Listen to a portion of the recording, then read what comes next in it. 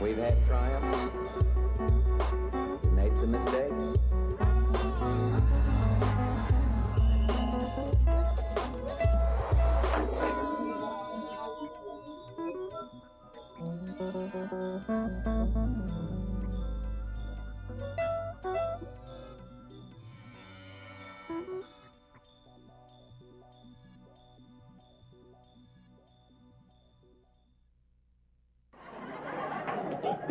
How many people in this club here tonight have ever used that word, blah, blah, blah? How many men in this room have ever had their blah, blah? Oh, come on, officers, now you're on the road. All right, now, keep your hands raised. How many men in this room have ever blah, blah?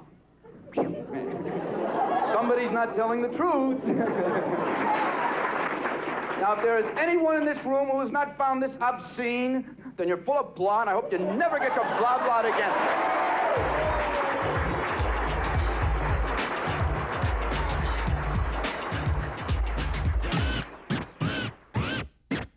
Congress shall make no law respecting an A lot of institutions in this country want to control your language. thereof, or abridging the freedom of speech or of the press. Government wants to tell you some things you can't say because they're against the law. Extremism in the defense of liberty is no vice. That there be no restrictions on the content of speech. Well, here's something you can't say because it's a secret. You don't need a debate. You need some action. I am not and never have been a member of the Communist Party. Gotta give us what we want. Gotta give us what we need. Hey, our freedom of speech is freedom of death. We got to fight the powers that be. Fight the power. The First Amendment is the bedrock of personal liberty in the United States. It contains few words and a wealth of meaning for democracy.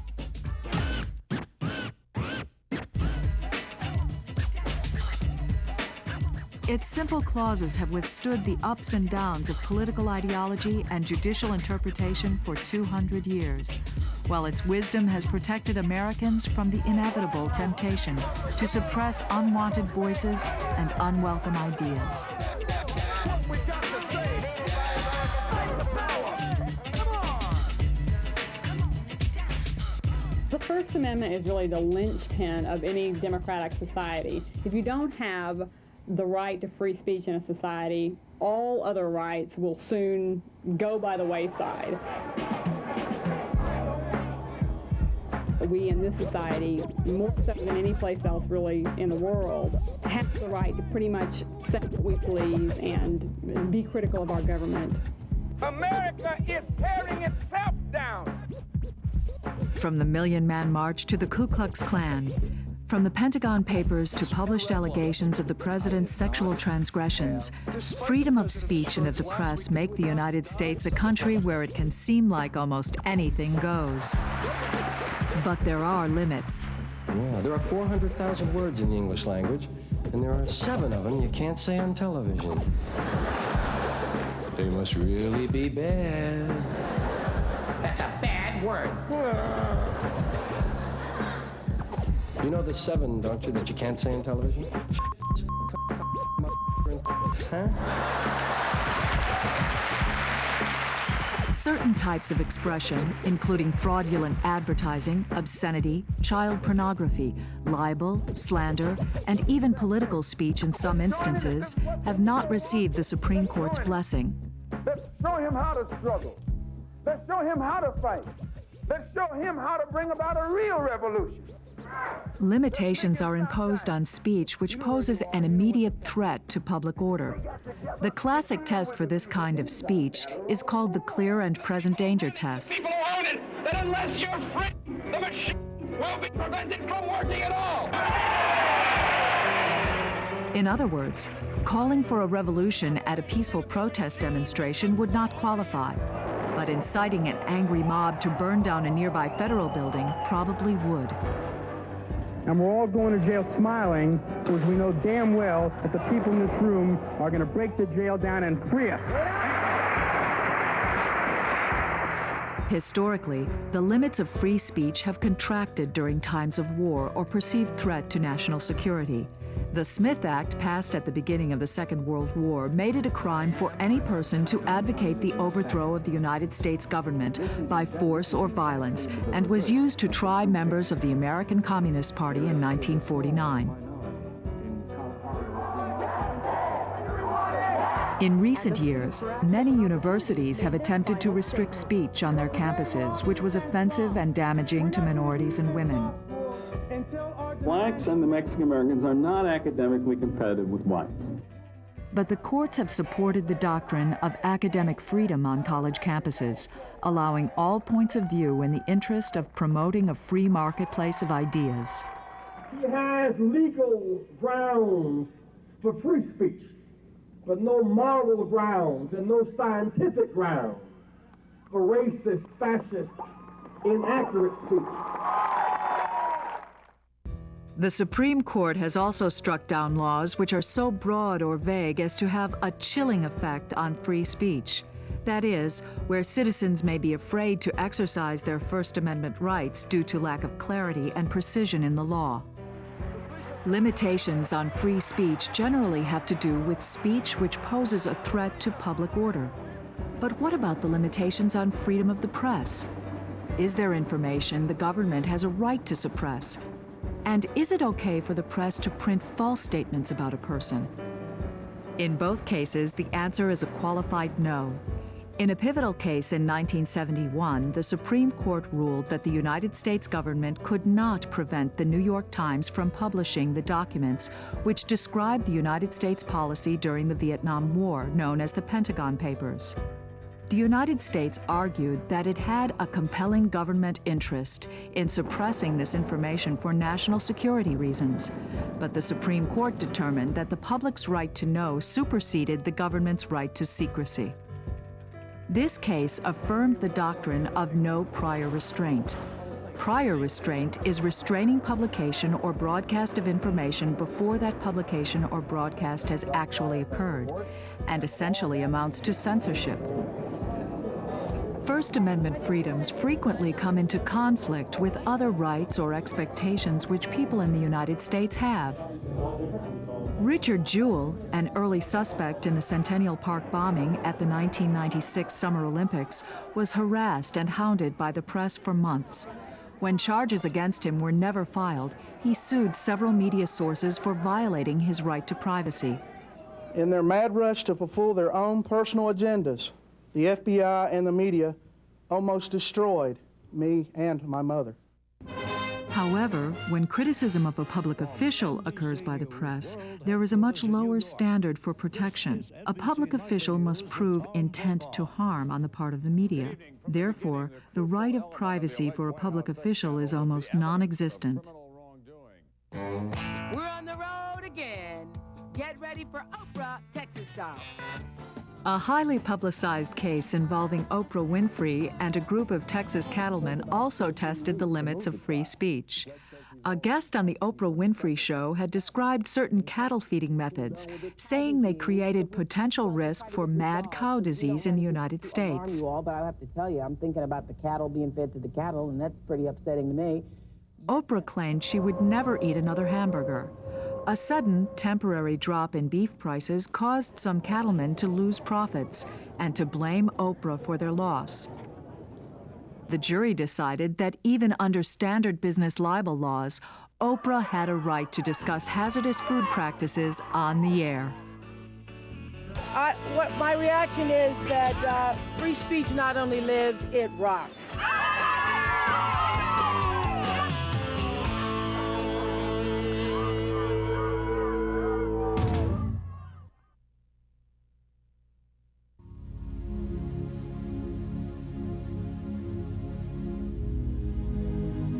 When the First Amendment was drafted, the news was still delivered by town criers in most places. There was no television, no cinema, no radio. There were no telephones and no computers.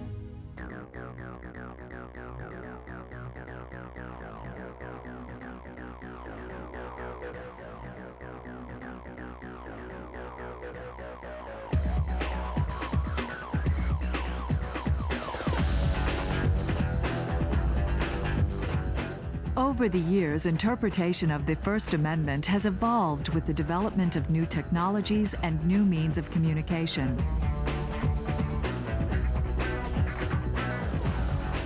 First radio and then television forced the Supreme Court to grapple with how to protect First Amendment rights in a new medium.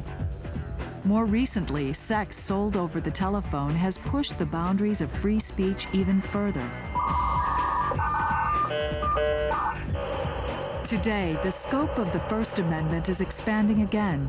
As the Internet explodes all previous paradigms of personal communication, it allows one person to talk to the world and to visit the world from a standard home computer. When you talk about freedom of speech in broadcast or newspapers or something, you're really talking about a very small number of people speaking and a large number of people listening. When you talk about freedom of speech on the net, you have a lot more speakers. When you talk about restricting freedom of speech, you're not just talking about a few publishers or TV stations. You're actually talking about millions of people who might use the net to publish. The Internet has been called the most participatory form of mass speech yet developed. It has also been said that the content on the Internet is as diverse as human thought, but a surprising proportion of the content on the Internet falls into one broad and controversial category: sex. In early 1998, there were an estimated 100,000 websites containing sexually explicit material on the Internet. What does it mean when these words and images can be accessed by anyone, including children? The pornographers have always used new technologies to exploit those technologies to find new distribution mechanisms, and they've had an incredible window of opportunity with the Internet for a lot of reasons. The problem is that kids not only have access to adult material that is illegal for them to buy or have access to in print and broadcast, they have access to the Playboy and Penthouse type of material in cyberspace, but they also have free and easy access to obscenity and child pornography, which is illegal. In 1996, legislators enacted the Communications Decency Act, making it a criminal offense to knowingly transmit an obscene or indecent message or image to a minor. It also prohibits transmission of any image or message to a person under the age of 18 that depicts or describes in terms patently offensive, as measured by contemporary community standards, sexual or excretory activities or organs. The American Civil Liberties Union challenged the Communications Decency Act, and the Supreme Court heard the case in the spring of 1997. The case was really about two things. On the one hand, it was about a new technology that had generated a lot of fear and continues, in fact, to generate a lot of phobia, I think. And it was about the kind of communication that happens in this technology. And we thought it was very, very important for the court to understand, and we put on a lot of testimony about the way the Internet works. It is, in fact, a very democratizing medium. That's what's so great about it. Anybody for very little money can sort of say what they want. Anybody can have their own website. Anybody can participate in mailing lists about just an incredible number of subjects. And so we thought it was important that the court understand this, that this isn't like TV where there's just a few big, distributors that are really in control of creating content. It was just about thousands, literally millions of users around the world communicating with each other. Secondly, of course, and most importantly, the case was about free speech and fundamental speech values and about the right of all of these individuals to say and discuss things that some others might find controversial or offensive. And we really thought that it was critical that the court understand the breadth of the speech at issue in the case. Our focus has always been simply dealing with that material that's not constitutionally protected. That would involve child pornography, where the possession of that material is a felony. Obscenity, where the production and distribution of that material is a crime, whereas the possession of it is not. And then in the area of adult material, the broadcast term is called broadcast indecency. That deals with protecting children from adult material in the broadcast industry. Now, what we've got in cyberspace is a loophole in that particular area of the law. The Communications Decency Act attempted to close that loophole to extend the indecency provisions that were in the broadcast realm. basically to extend that protection to children in cyberspace so that the adult pornographers that were marketing adult material legal for adults would have to take the same precautions in cyberspace to segregate that material away from children, just as they have to do in the print and the broadcast medium. The term that was used in the law was this word indecency. Now that encompasses a lot more than just images that have to do with sex. A lot of people think of pornography, they think of sexually explicit images, but in fact, previous laws that have regulated indecency, for example on broadcast, have made it clear that it encompasses much more than that. It encompasses just the use of dirty words, just the use of sort of the George Carlin 7 dirty words as people talk about, that kind of thing. It also encompasses a wide variety of sexually explicit speech that is, in fact, very valuable. Speech about safer sex information, speech about AIDS, information about gay and lesbian issues. All of those kinds of issues, those kinds of speech would have been criminalized under the CDA. What you would have seen would have been the absence of things. People would be scared to go on the net and talk freely. Businesses would decide, we won't get into that business.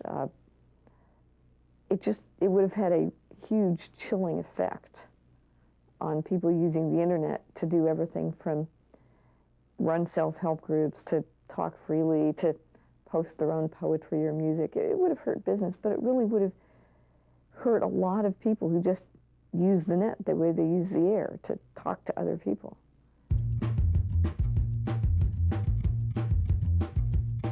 It's not that we're pro-porn. We're against restrictions on people's freedoms, which can often be misapplied. That's what it's all about. It's not about children and decency. It's about using the power of the government to shut people up who should not be shut up.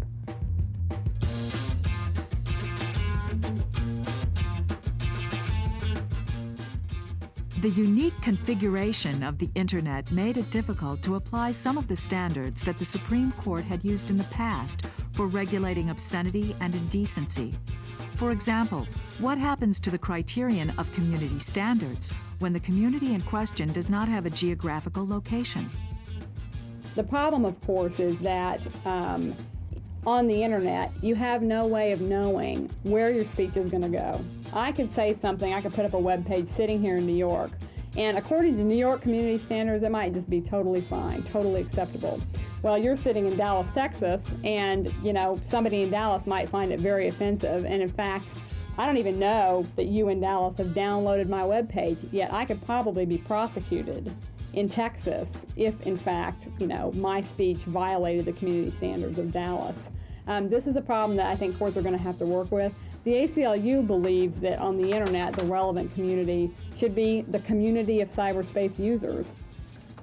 It was never clear what it was aimed at. It was aimed at whatever some guy in court decided was indecent or obscene and wanted to haul you into court for, and you didn't know.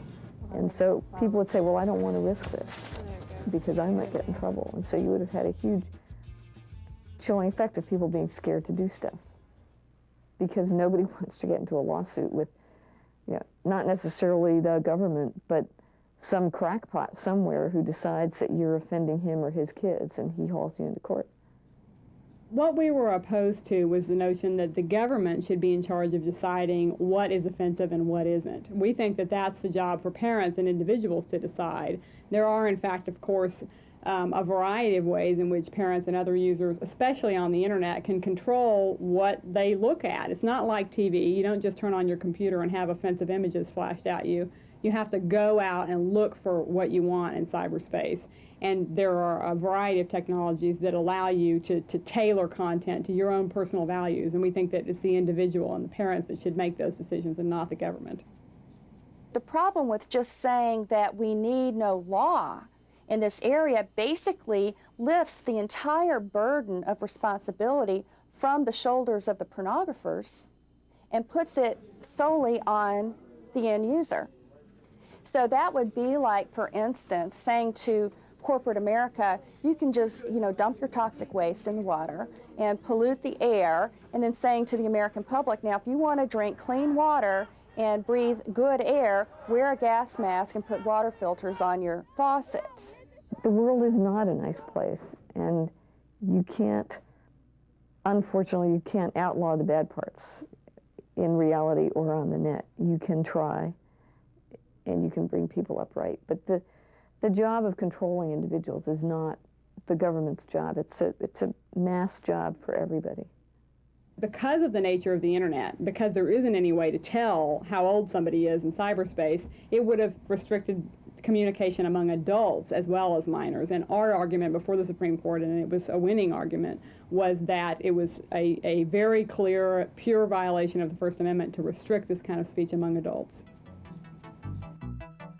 Quoting an earlier case, the Supreme Court concluded that, regardless of the strength of the government's interest in protecting children, the level of discourse reaching a mailbox simply cannot be limited to that which would be suitable for a sandbox.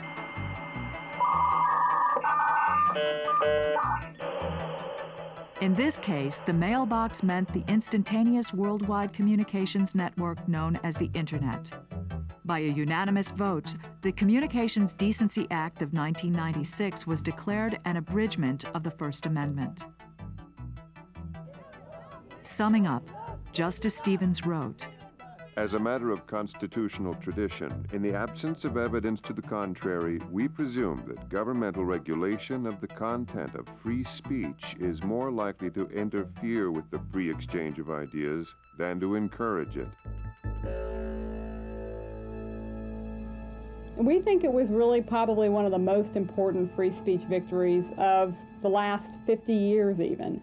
Again, not just because of the internet and the power of the internet and the importance of the internet for the future, but because it confirmed that this category of speech, which is not obscene speech, but just simply offensive speech, is in fact protected. And the court, for once, really understood that we weren't just talking about pornographers. The Internet is a wildly proliferating populist phenomenon. Cyberspace does not conform to traditional notions of national sovereignty, and its citizens, nicknamed netizens, often perceive the Internet as a kind of country of its own, with its own netiquette, but beyond the reach of national laws. Is it really possible for governments to control content on the Internet? Is the First Amendment still relevant in a medium where information can be spread at lightning speed throughout the world? No, the First Amendment is tremendously important in cyberspace. The thing to understand is that it's an American piece of the Constitution. And the issue with the net, of course, is that it extends outside the United States. And so, in some sense, the First Amendment is very important as a model. Because whatever law we had, people in France or Anguilla or something could often break them and send their information back and forth to us. So to that extent, it's irrelevant. But in terms of a model and how people should behave and frankly, a beacon for what freedom is, I think it's incredibly relevant.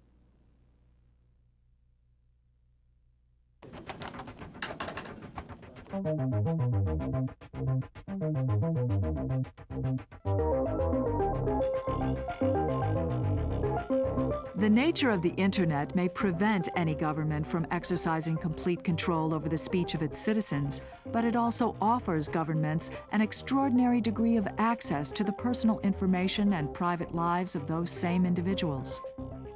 While many are using the Internet to escape the restrictions of public space, governments and private organizations are using the same technological advances to collect information and perform surveillance. There's all kinds of stuff about you in big data banks run by marketing companies. The government has huge amounts of information about you. You may have a criminal record, I don't know. That's available to some people. It used to be it was available only to some guy who was willing to go to some musty office somewhere. Now, driver's licenses and things like that are available online. A lot of this information is government information that I think it's much more of an issue, government information, than commercial information. On the other hand, I kind of like the openness. If somebody's running for mayor, I'd like to know, does he own some real estate next to the bridge that he's proposing to build or what have you? I mean, it cuts both ways. I think privacy is important, but I think disclosure and openness on the part of people who have power is important too. Recently, an undercover journalist posing as Richard Allen Davis obtained the names, ages, and addresses of 5,000 children from a company on the internet called Metromail. What is disturbing about this is that Richard Allen Davis is the name of a man recently convicted of the kidnapping and murder of 12-year-old Polly Klaas. I think people need to figure out what they want to reveal and what they don't. And as in the real world, notice what you're telling people, assert your rights about if you engage in a commercial transaction with somebody, whether or not they're going to sell the information about that to somebody else. Maybe the internet will teach people they should be a little more curious about what happens to the data they give out. And I think that's good. As citizens become more internet savvy, security has become a bigger issue. Many operating systems and websites now offer special security measures to protect user privacy. I don't see that the internet represents a huge challenge to privacy. It's getting people to see that it's a powerful tool for them, rather than just one more thing for other people to use against them.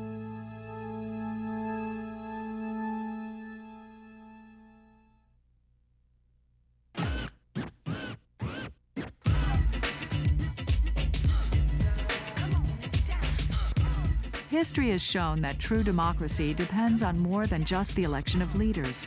Freedom of speech and freedom of the press protect us all from the tyranny of the majority. But rapidly advancing computer technology is challenging our society in ways that were still considered science fiction only a decade ago. Just as radio and television once did, it has revolutionized the way we communicate, the way we learn, and even the way we think. What will happen this time to our traditional notions of freedom of speech and of the press? I think it will continue to be the most important right that we have. It really is not just an abstract principle. You see around the world, always it's the first right to go. If we don't continue to protect the right to free speech, even at the margins, it'll just slip farther and farther away. The next thing you know, they'll be, outlawing or prosecuting controversial political speech. Everything falls by the wayside if you don't have the right to speak freely in a democratic society.